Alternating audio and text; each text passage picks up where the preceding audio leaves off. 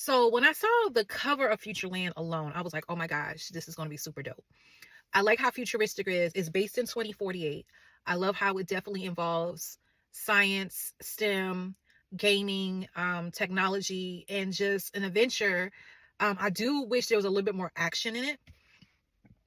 It revs up like the last 2 or 3 chapters. That's when it really revs up.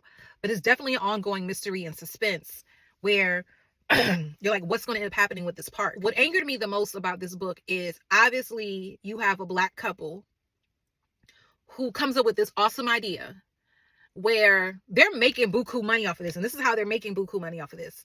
They have this flying amusement park that parks in different countries, different parts of the world. They only have 3 employees.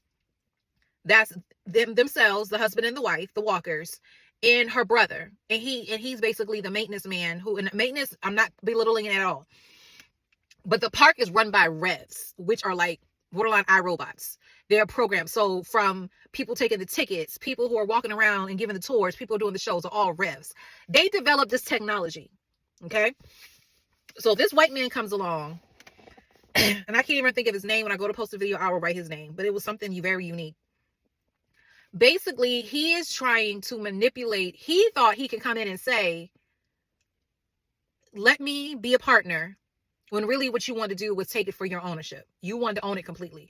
They never once, and they even admit it later on in the book, we always have our meetings. Every time they go to a new city or a new town or a new country, they always have these investors who want to meet with them and seek to buy into their business, and they never accept it because they're like, this is ours, it's going well, we like how it is, this is completely owned by us.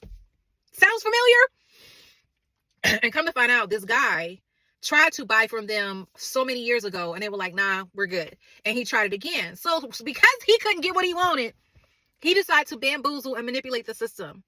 Even to the point, this is a spoiler alert, it bothered me that Cameron took so long to figure out that his parents weren't his parents. Like some of the ways they were talking and some of the things they were saying. I'm like, Cam, you realize you're talking to robots, right? And that's how lifelike the revs look. They look like humans. You notice through some of their reactions, how they smile, how they talk, you realize, oh, these are not humans. Because his rev, who was really his best friend, Dolly, a lot of people at first looked at her like, that's your cousin, that's your sister. And he would lie and say, yeah, that's my cousin. Because she looks just like him. But the more she would talk, people realized, what's wrong with her? Because she didn't process certain things a certain way. At one point, she didn't have emotions. So your mom and dad is missing. Your uncle was missing. Like when they said that they gave the uncle a vacation, that was red flag number 242 for me, because they didn't, especially when you just move into a new city. Cameron knew when you go into a new city, there's no time for vacation. So he kept going with it. And finally, with certain things that he finally realized, these are not my people. I need to find out where my people are, and I need to get help. Another big, huge lesson I've learned that I need all of us to learn, and I just went through the situation, and I'll tell the story later on the night. When you need help, you can't be afraid to ask for help and just assume people won't help you. I'll admit that was not my situation. I knew these people would help me, but there's some circumstances underlying in it. But he genuinely, when his friends offered to help, I don't think they can help me. Even his grandmother, they would say, maybe you should talk to your grandmother about this. It's like, I don't know. So everything is a matter of, how is he going to get the park back?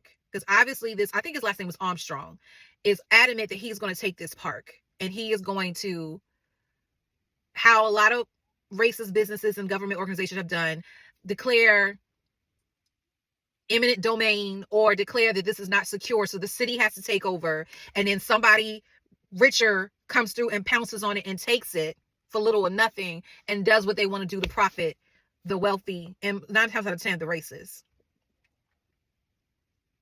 I know what I said.